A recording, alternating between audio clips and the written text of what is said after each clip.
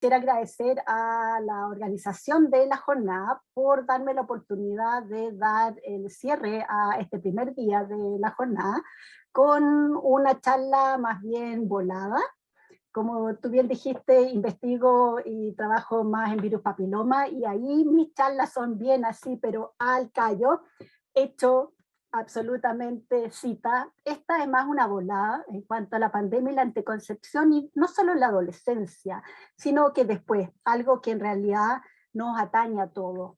Estos son mis conflictos de interés. En realidad para esta charla no presento conflictos de interés. Y voy a jugar sobre todo con estos dos conceptos. Estos dos conceptos, este más bien oscuro, básicamente siniestro, como ven en pantalla, que es la pandemia, y este que es claro, brillante, luminoso, que es la anticoncepción, que como ginecólogas sobre todo vemos cómo ha cambiado el mundo la anticoncepción. Y las definiciones, vemos que las definiciones de la Real Academia Española de la Lengua son bastante más simples que las definiciones que tienen los organismos de salud. De hecho, pandemia es una enfermedad epidémica que se extiende en muchos países o que ataca a casi todos los individuos de una localidad y región. Recuerden que epidemia tiene la base que es infecciosa, ¿ok? O sea, la base sine qua non es que es infecciosa. Y en la anticoncepción, el afecto, ¿no es cierto?, acción y efecto de impedir la concepción. Y los anticonceptivos, por lo tanto, son medios, prácticas o agentes que evitan la preñez. Y cuando partió todo esto, y cuando empezamos a organizar, y como la doctora Buffet les mostró todo este cambio de una jornada a otra, a inicio, ahí dice el año 2000, perdónenme, pero obviamente es 2020, la opinión mayoritaria es que esta pandemia iba a disparar la natalidad, la iba a aumentar, íbamos a tener todo un boom, un baby boom durante la pandemia. Algunas organizaciones como la Fundación Guttmacher pensaba y sacaba sus cuentas que iba a haber unos 15 millones de embarazos no planificados durante la pandemia. Otras organizaciones eran un poco más conservadoras, pero igual eran 7 millones de embarazos no planificados. Y básicamente era por las suspensiones de los métodos anticonceptivos debido a factores económicos y de acceso, falta de acceso de atención en consultorios. Recordemos que todo estuvo cerrado, básicamente la salud estuvo redirigida, tanto en personal como en los medios, todo hacia COVID. La disminución del poder adquisitivo a nivel familiar, que sin lugar a duda se ha dado, y la falta de stock en farmacias de anticonceptivos. Y también suspensiones de métodos electivas, como diciendo, no lo necesito, como este mito urbano que existe de que hay que limpiar el organismo de los anticonceptivos, y por los miedos de interacciones entre anticonceptivos con infección del COVID, como se dio por la trombosis.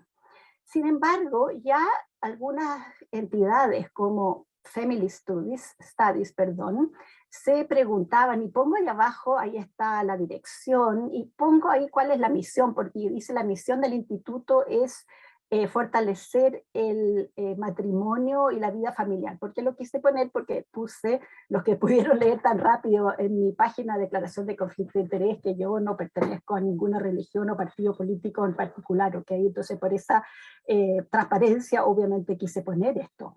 Pero lo interesante de esta gráfica es que en el eje de las X pone los cambios en las tasas de mortalidad comparados con los 12 meses antes. Y mientras mayor es los cambios de una mayor mortalidad en el eje de las X, ¿no es cierto?, hacia la derecha, mayor es la disminución en la tasa de la natalidad, que es lo que se ve en el eje de las Y, frente a situaciones específicas y bruscas de alta mortalidad, como son algunas, básicamente aquí son epidemias y desastres naturales, como algunos huracanes, por ejemplo. Y aquí a la derecha muestran en esta gráfica lo que pasó con las respuestas de las tasas de natalidad en relación a distintas epidemias o pandemias a lo largo de los meses que las siguen. Y no sé si se ve mi flechita del mouse, pero esto, abajo si ven en el eje de la X, dice cuando parte la epidemia, prácticamente en todas se produce una disminución en los 10 meses que siguen a el inicio de la epidemia y después se da un aumento. Es decir, la historia mostraba que en realidad aparentemente no había este aumento esperado, excepto algunas excepciones. Entonces, en realidad, con todo esto, me empecé a pensar, bueno, veamos qué pasa con pandemia y con anticoncepción mirado desde distintos ángulos. El ángulo histórico-demográfico, el ángulo psicológico-emocional, no desde el punto de vista profesional, porque yo no soy profesional, soy lega al respecto, es lo que me pasó a mí, ¿no es cierto? El ángulo del sentido común o la falta del sentido común y el ángulo de las redes sociales y la teleconsulta. Desde lo histórico y demográfico, recordar que la demografía es la ciencia que estudia la población humana que está en continuo cambio, considerando cambios cuantitativos en un estado, en un momento, es decir, cifra, y cualitativo, la dinámica, cómo cambian en el pasado, en el presente, para ojalá poder predecir en el futuro. Esta es una de las definiciones que más me gustó y es del INE, el Instituto Nacional de Estadísticas en Chile. Recordemos que el equilibrio de una población, si no consideramos las migraciones, se basa básicamente en los nacimientos y en las muertes. Y aquí lo que ven ahí es una pulga. Sí, efectivamente es una pulga, que fue el vector de la Yersinia pestis, la bacteria que causó la plaga. Voy a hablar primero de ese ejemplo para después ver con el ejemplo del coronavirus cómo funcionó y qué pasó con ella en la demografía. La peste negra disminuyó la población mundial en su momento. Recordemos que estamos en el siglo XIV, años 1340, 1350, disminuyó la población mundial aproximadamente en un cuarto, y en Europa se necesitaron 80 a 150 años, depende de dónde fuera, para que se recuperase el nivel de la población. Aquí se ve un mapa en cómo fue, ¿no es cierto?, propagándose la peste desde el rojo oscuro, ahí Marsella, a rojo más claro, naranja, amarillo, y otro foco un poco distinto. Y este mapa de Massimo Livi Bacchi, que es un político y demógrafo italiano, muestra la evolución de la población europea desde el año 1000 a 2000, y cómo sobre todo, si bien algunos cambios y lo que decíamos también inmigraciones, pero sobre todo la salud ha afectado los niveles poblacionales. Y ustedes ven como la gran peste, es decir, la peste negra del siglo XIV, 1350, el gran cambio, ¿no es cierto?, el profundo cambio que provocó en la población europea. ¿Qué pasó entonces con el COVID? Aquí ven la tasa de nacimiento en el año 2020. Vemos que en todas las poblaciones, prácticamente en todos los continentes, la tasa de natalidad ha ido bajando continuamente desde, esto aquí es en las últimas 3 décadas, desde el año 1990. Pero sobre todo, vean eso, la columna a la izquierda en azul, el azul oscuro es la Unión Europea y el azul más claro es Estados Unidos. Si ven los últimos 2 puntos, es la baja entre el 2019, perdón, y el 2020, que fue una baja mucho más pronunciada que lo que llevaba lo que era la curva que venía habiendo. O sea, un cambio realmente muy pronunciado. Aquí ustedes ven en la curva a la izquierda lo que fue en Alemania el cambio. Ustedes ven desde el 2010 en adelante, Alemania es un país que ha invertido muchísimo dinero dando incentivos económicos a la población para que tengan más niños. Es una población muy envejecida, entonces están dando beneficios económicos con postnatales extendidos, con dinero por cada niño que se tiene para aumentar la población. Y sin embargo, vean el gran descenso que se produjo entre 2019 y 2020 en Alemania. Y en China, en Estados Unidos, en España, como algunos ejemplos, ha bajado muchísimo la natalidad por la pandemia. Estados Unidos ha tenido la cifra más baja de natalidad del último siglo. En China, que también estaba teniendo incentivos para aumentar su natalidad, bajaron, y en España la baja ha sido casi de un 25%. Aquí tenemos un ejemplo, son publicaciones del año pasado, de marzo de este año, en que se ve que más o menos, como les decía, entre el 20 y el 23% de baja, y se cuestionan si esto será pasajero o no será pasajero. Y esto es en Chile, porque veamos nuestra realidad nacional también. Esta es una publicación de este año en que se comparan los nacimientos de enero y febrero durante los últimos 10 años. Evidentemente, si ven desde el 2015 en adelante, ha habido una baja, pero es una baja relativamente pequeña de año y año, pero entre el 2020 y el 2021 la baja ha sido muchísimo más pronunciada. Y no solo si vemos los meses de enero y febrero, también si vemos las cifras de los años. Si comparamos el número total de nacimientos del año 2019 en nuestro país con el número total del año 2020, la baja es mucho mayor. La baja es de un 7,7%. Realmente es una... a ver, no me acuerdo la palabra en castellano en este momento, me quedé muy gringa en este momento. Ok, pero estamos todavía en el periodo de los 9 primeros meses, de los 9 meses después, por decir, desde que inició esta pandemia. La pandemia ha sido mucho más larga, entonces todavía estamos en este periodo, ya no podemos decir de los 9 meses desde que comenzó, es mucho más. Por lo tanto, todavía no podemos decir qué va a pasar después. En realidad creo que esta pandemia, y en cuanto a los cambios demográficos, se ha salido de lo que podemos predecir. En lo que ha pasado por ahora, no es solo la anticoncepción la que puede explicar esta baja de nacimiento. Hay otros factores también, sobre todo en otros países, pero como el aborto, pero probablemente el gran factor es la anticoncepción. Sin embargo, ¿qué sucederá a futuro? No lo sabemos todavía. Esta misma IFS hizo distintas proyecciones a qué podía pasar el futuro, poniéndose en distintos escenarios según cómo iba a ser la tasa, la disminución de la tasa de natalidad, para imaginarse distintos picos de aumento de natalidad después.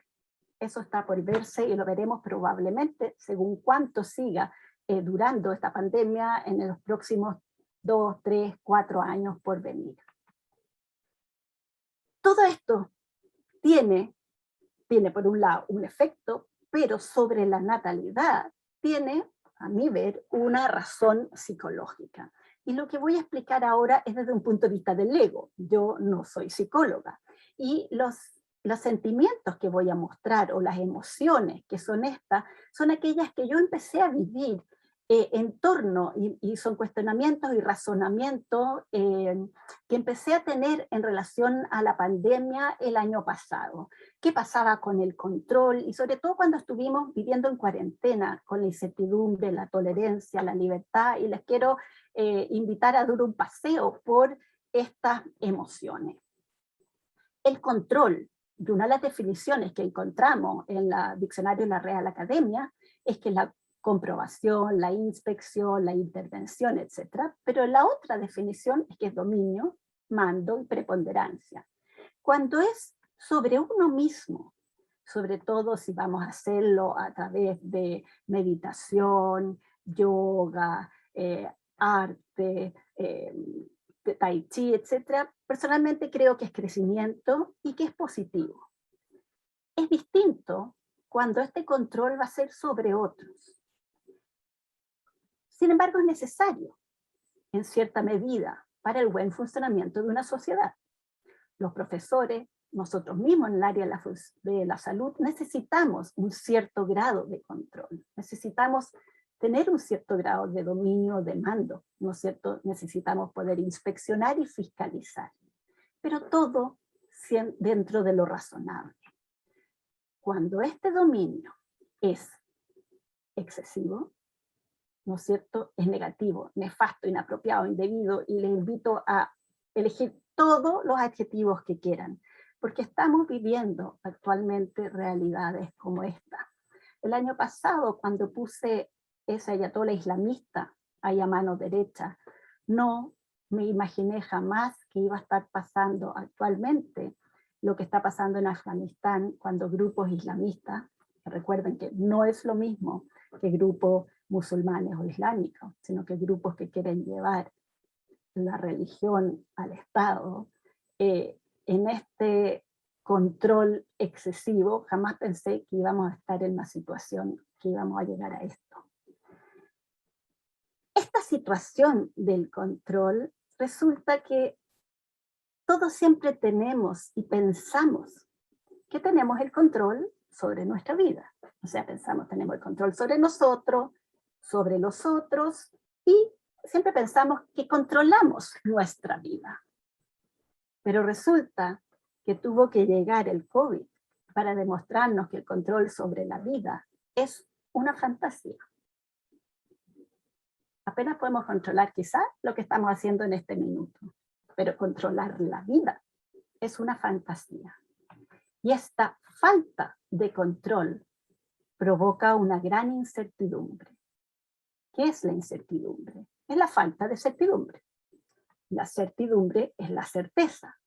Y la certeza es el conocimiento seguro y claro de algo. Y voy a mostrar solo un ejemplo de incertidumbre porque golpeó fuertemente al mundo. Una incertidumbre desde el punto de vista económico. Prácticamente todo el mundo cayó el año pasado, y parte del mundo se está recién recuperando, en una recesión económica. Y Latinoamérica cayó aún más fuerte. Y dentro de Latinoamérica hay un impacto desigual. Las mujeres en verde, aquellos que tienen empleos informales en rojo y los jóvenes en naranjo, sobre ellos el impacto fue mucho mayor. Entonces, toda esta incertidumbre obviamente afecta la tolerancia que tenemos sobre lo que nos va ocurriendo. Disminuye la tolerancia. ¿Qué es la tolerancia? La acción y efecto de tolerar, de respetar las ideas y creencias o prácticas de los demás. O también llevar con paciencia, o sea, tener paciencia, resistir, soportar. Y disminuimos la tolerancia al estrés, disminuimos la tolerancia a soportar al otro y soportarnos a nosotros mismos. Disminuimos la tolerancia a la angustia del día a día, a la rutina, a la diferencia o a la indiferencia. Y mucho ya se ha hablado, ¿no es cierto?, el aumento de las tasas de suicidio en Japón, que ya rápidamente se vio en el año pasado, como empezó a ver todos los cambios en la tasa, ¿no es cierto?, de la salud mental de la población general, pero sobre todo la salud mental de los jóvenes. No solo la incertidumbre afecta la tolerancia, también perder la libertad que nos causó las cuarentenas, pero toda la situación del coronavirus nos causa, afecta la tolerancia. Mucha gente olvida una cierta parte de la definición de libertad. La libertad es la facultad natural que tiene el hombre de obrar de una manera o de otra, o de no obrar, pero ojo, por lo que es responsable de sus actos. Aquellos que dicen que tienen libertad y que tienen su libertad y esa libertad les da derecho de andar destruyendo cosas, ojo, se olvidan que son responsables de sus actos. Todos hemos perdido nuestra libertad y debo decir que lo que más extraño es la facultad de dar abrazos. A lo más nos podemos dar abrazos a nosotros mismos. Hemos perdido nuestra libertad del estar cerca. Los que van a algún culto han perdido su libertad de vivirlo de la manera normal y habitual, de hacer algunos deportes de la manera normal y habitual, y sobre todo quienes estamos en el área de la salud han perdido gran parte de su libertad. Pero la mayoría de nosotros hemos tenido herramientas para llevarlo, pese a todo. Sin embargo, toda la gente que está en las calles y que muchas veces lleva violencia a las calles, clamando por esta falta de libertad, no ha tenido las mismas herramientas. Y esto ha sucedido en todos los países, y ustedes lo ven en todos los idiomas. Entonces, si sobre toda esta sopa de emociones en que la pérdida de control lleva a la incertidumbre disminuye la tolerancia, la disminución de la tolerancia y la falta de libertad a sí mismo llevan a la pérdida de control, y en este círculo vicioso, más encima llevamos la falta de sentido común, bueno, estamos en mal momento. Y quiero darles un ejemplo que sucedió en el área de la anticoncepción de la falta de sentido común. En abril de este año, las mujeres y las pacientes nos empezaron a decir que al comprar sus anticonceptivos se les estaba exigiendo receta médica. Y todas las ginecólogas nos empezaban a llamar, nos empezaban a llegar mail, nos empezaban a llegar correo, WhatsApp, etc. Y qué un desastre. ¿Y qué pasó? ¿Qué es la explicación que hay todo esto? ISP comenzó a exigir receta médica para los anticonceptivos durante la pandemia del COVID. Bueno, les cuento, no fue tan así. ¿Cuál fue el problema que hubo detrás? Se empezaron a vender medicamentos, ¿no es cierto?, por plataformas virtuales, por vía virtual, ¿no es cierto?, por internet para los medicamentos. Obviamente hay medicamentos que requieren receta, pero por una falta de sentido común, quienes fabricaron esta plataforma pidieron receta para todos los medicamentos que se compraban, cualquiera, y eso incluyeron los anticonceptivos. Y es cierto, existe en muchos anticonceptivos desde hace muchos años, sale que se requiere receta médica, pero con sentido común, en la compra directa en farmacia, nunca se ha exigido en nuestro país la receta para comprar anticonceptivos. Es uno de los grandes pro que tenemos en este país, es una barrera menos para las mujeres para poder acceder a los anticonceptivos que no se requiera receta. Y por esta falta de criterio y de sentido común, al construir esta plataforma, resulta que empezaron a exigir. Yo pongo ahí que fue en el fast check falso, porque no fue algo nuevo, fue algo que alguien con poco sentido común empezó a exigir. Evidentemente, esto fue un desastre. En plena pandemia, en plena cuarentena, exigir una receta para anticonceptivos.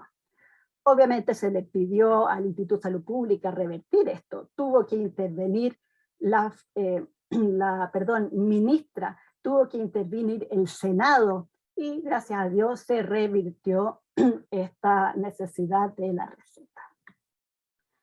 Otra situación en que la falta de sentido común interfiere, y esto lo digo con mucho cariño, todos fuimos adolescentes. Y recordemos que como adolescentes muchas cosas no nos importan. Y esto de que el mundo cayó en recesión y las tasas de natalidad, sobre todo cuando como adolescentes los encuentros sexuales no son planificados y sobre todo son muy fértiles, probablemente a nadie importa. Recordemos que todos fuimos Ícaros alguna vez.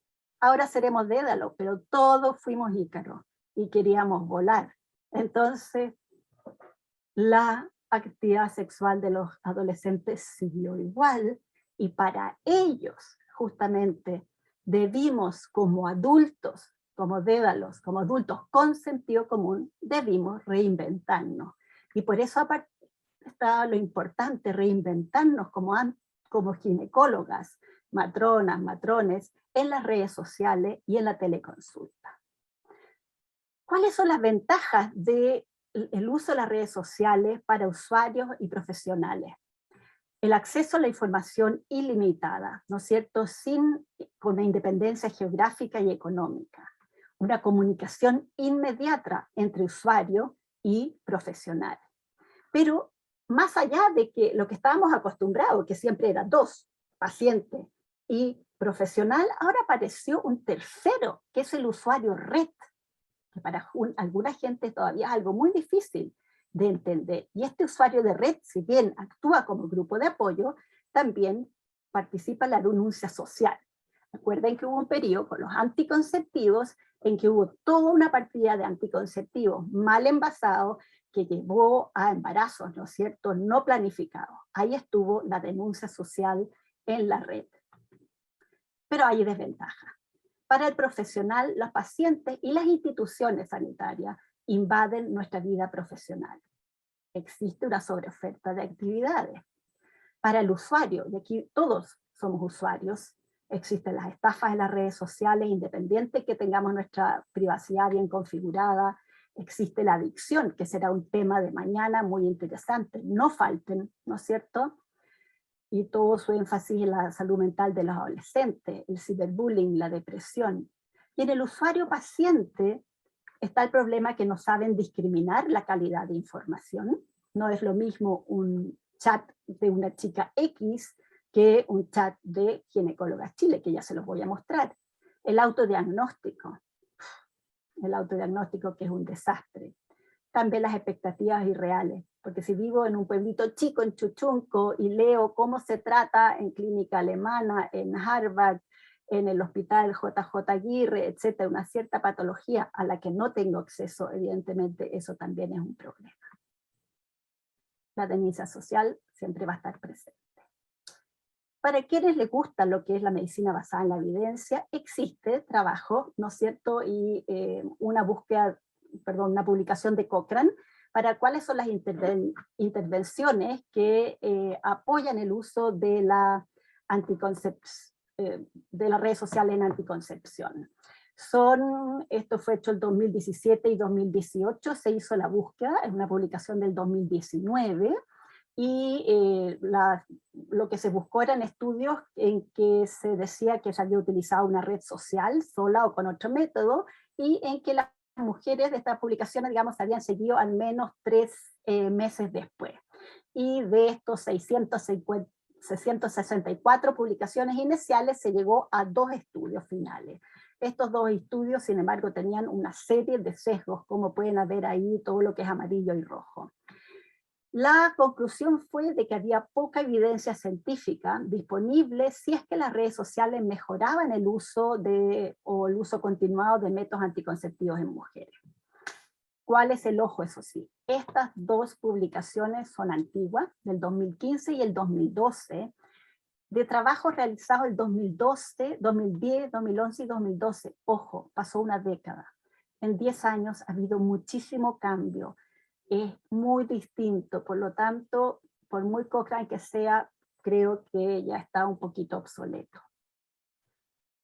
Aquí hay otra visión de esto, estos son los HIP, los High Impact Practices en medicina reproductiva, que son las prácticas de alto impacto, son un conjunto de prácticas de planificación familiar que se basan en evidencia, que son examinadas por expertos frente a ciertos criterios. Esto es una, la palabra, bueno, se me fue la palabra en este momento, pero esto es algo que lo lleva la Universidad Johns Hopkins, y con co-sponsor el USAID, el UNFPA, la Organización Mundial de la Salud, la Federación Internacional de Planificación Familiar, etc. Y entre estas prácticas de alto impacto, ellos las dividen en aquellas que tienen que ver con el entorno propicio, la prestación de los servicios y los cambios sociales de comportamiento. Y entre los cambios sociales de comportamiento, ven abajo a la derecha, entre los prometedores, ellos consideran que están las tecnologías digitales. Y en estos cambios, ¿no es cierto?, prometedores, prácticas prometedoras de tecnologías digitales, realmente tienen todo, si ustedes lo buscan y entran a las páginas, incluso tienen una serie de links, herramientas y recursos que se pueden bajar y utilizar, y que me parece realmente muy interesante, y personalmente creo que son de alto impacto. Para saber un poco qué pasaba en nuestro país y nosotros cerca ahora, que hice una propia encuesta, aprovechándome de las redes sociales, ¿no es cierto?, a través de Monkey Survey, y con 10 preguntas en relación a qué había influido al momento de elegir la anticoncepción. Son, como les digo, 10 preguntas, pero una de ellas, ¿cuál es la edad de las mujeres que me respondieron? Me respondieron 4.100 mujeres en el periodo de 2 semanas, y estos ven ustedes, era todo el grupo de edades, entre los 14 y los más de 50 años. Aproximadamente 1.300 el grupo de adolescencia, si consideramos adolescencia y juventud, entre los 14 y los 25 años. Pregunté si buscaban información respecto a anticonceptivo en las redes, y un 50% dijo que nunca, y el resto del 50% que sí, entre ocasionalmente, frecuentemente o siempre. Pero esa respuesta varía muchísimo según la edad de la mujer. Ustedes ven que el grupo más joven, si ustedes ven desde ocasionalmente hacia arriba, o sea, azul, amarillo y calipso, es que buscan. Entre los más jóvenes lo usan mucho, son las mujeres mayores lo que no lo usan. Entonces es muy distinto a qué grupo de mujeres son las que están buscando o no datos e información de anticoncepción en las redes. Por eso que es muy importante saber dónde lo buscan. Y cuando pregunté si es que buscas, ¿dónde buscan? Y ustedes ven que Organización Mundial de la Salud en verde, sociedades científicas, clínicas, hospitales, no mucho.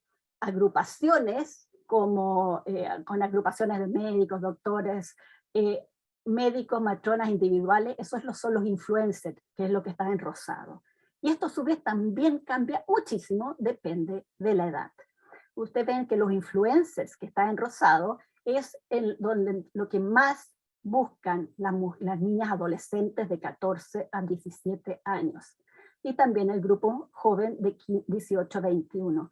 Por lo tanto, los influencers son una gran herramienta de educación en anticoncepción para las adolescentes actuales.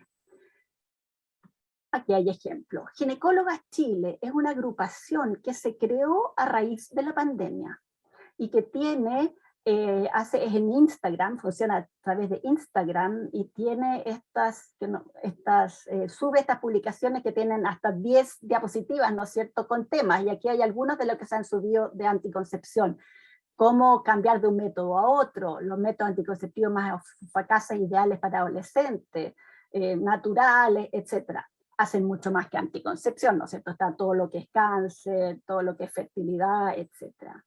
Y entre los influencers, bueno, ya habló antes de mí Andrea Uneus recién, y que ella lo mostró recién, pero quiero realmente mostrarlo porque ella tiene a través de su Instagram este martes preguntones para adolescentes, y gran parte de lo que ha aprendido y podido compartir ahí también está en su libro Sexo Inteligente. Otra influencer importante en el país es mi otra tocaya, la Andrea von Hoveling, quien fue una de las fundadoras de Ginecólogas Chile y ha sido una gran movilizadora social en todo lo que es, ¿no es cierto?, enseñanza y de anticoncepción en nuestro país. Y desde la vertiente de la matronería, un gran influencer ha sido Leonardo Reyes. Uno se pregunta, bueno, no todo es redes sociales, ¿dónde quedamos los profesionales? ¿No es cierto? Y una pregunta era, al momento de elegir tu método anticonceptivo en una escala de 0 a 10, donde 0 es lo mínimo y 10 es lo máximo, ¿cuánto influyó la opinión de tu médica, médico, obstétrica, matrona o matrón? Bueno, te ven, para un grupo muy importante, 10 es que influimos muchísimo. Es decir, la ginecóloga, los colegas, seguimos teniendo una importancia fundamental en la consejería de anticoncepción, y eso es transversal para todos los grupos etarios. Y por eso es que llegamos a la teleconsulta. La OPS y la OMS desde el comienzo de la pandemia establecieron que la teleconsulta es una herramienta esencial para usar durante la pandemia. Y rápidamente, como en marzo del año pasado, el Ministerio de Salud, ¿no es cierto?, modificó ciertos reglamentos y resoluciones diciendo que se podía usar la teleconsulta. Y algunas especialidades, como las que están abajo ahí, eran que se podía desde la primera consulta, y otras, como las que están arriba, donde está ginecología, que recién desde la segunda consulta o solo si conocíamos a la paciente. No, lo hacemos desde la primera también. ¿Cómo vas a evitar que una paciente pida hora a través de teleconsulta? existen los lineamientos para el desarrollo de la telemedicina, y todo esto ha ido evolucionando a lo largo de la pandemia, porque esta última modificación es de mayo de este año, porque ya no es solo teleconsulta, también se agregó la telerehabilitación, la kinesiología, todo se hace también a través de telemedicina. Y la teleconsulta en anticoncepción es clarísima y esencial para los adolescentes, como esta publicación de mayo del año pasado, de proveer anticoncepción para la gente joven durante la pandemia es esencial. Y existe todo este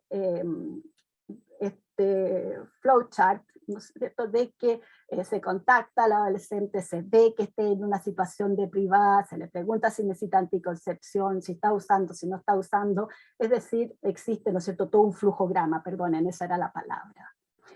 Y en el flujograma lo primero es asegurar que tengamos un diálogo razonablemente privado, ojalá pudieran usar audífonos.